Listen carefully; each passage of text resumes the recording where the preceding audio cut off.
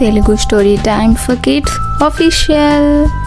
అయ్యో, మీరు ఎప్పుడైనా కలలలో రంగులతో నిండిన లోకాన్ని ఊహించారా? ఓ చిన్న పాప రంగులతో ప్రేమలో పడిపోయిన అన్వి. ఆమె కలలు మాత్రం నలుపు తెలుపులోనే ఉండేవి. ఒకరోజు ఆమె ఓ చిన్న కోరికతో నిద్రపోయింది. దయచేసి నా కలలలోకి రంగులు రాకుండా చేస్తావా అని. ఆమె ఊహించని విధంగా ఓ మాయా తలుపు తెరుచుకుంది.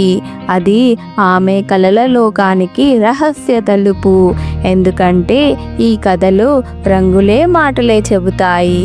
పిల్లలు సిద్ధమవ్వండి, అన్వితో కలిసి ఒక రంగుల మాయలోకి ప్రయాణం చేయడానికి.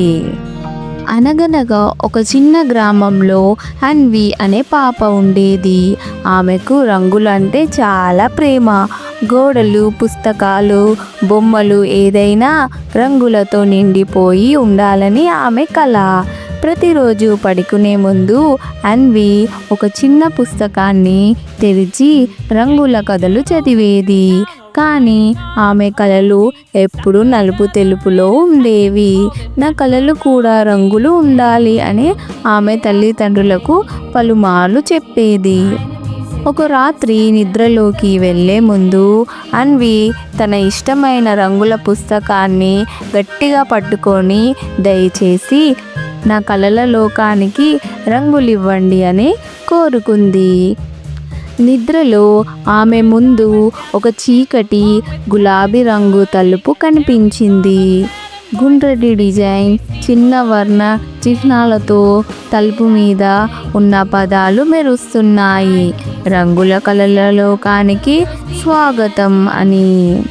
అన్వి ఆ తలుపు తీయగానే ఆమె ముందుగా చూసింది మేడ మీద ఎగిరే చుక్కల కోటలు, నదులుగా ప్రవహించే రంగులు మరియు రంగుల పక్షులు పాటలు పాడుతుంటాయి.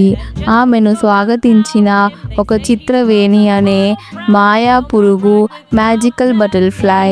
అన్వి, ఈ లోకం నీ ఊహలతో రూపుదిద్దుకుంది, కానీ ఇప్పుడు ఈ లోకానికి ఓ బూడిద రంగు మేఘం మింగేస్తుంది అని చెప్తుంది.